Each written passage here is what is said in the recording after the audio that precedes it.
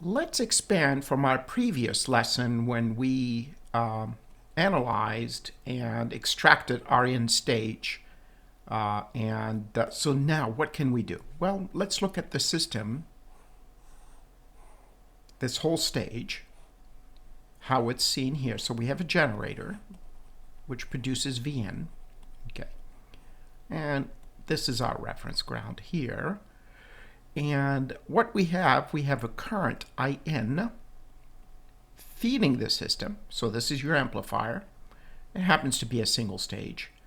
And it's feeding, this time, a load, and let's call it RL. And let's assume that we have a current IL also against or going through RL, which gives us an output, and let's call that one V out. Okay, so there's a relationship between V out and V in, and that's AV. So AV equals V out over V in. It's also equal to,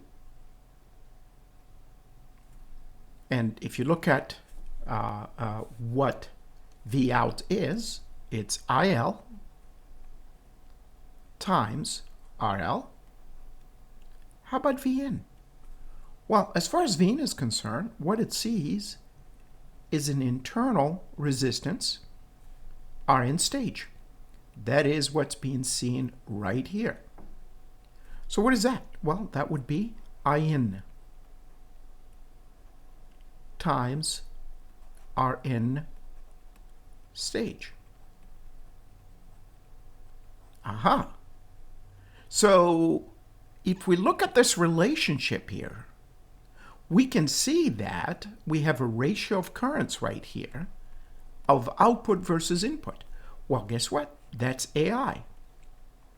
That's the current gain times RL divided by Rn stage. Okay, so now we can see there is a relationship between, or we can tie AV to AI.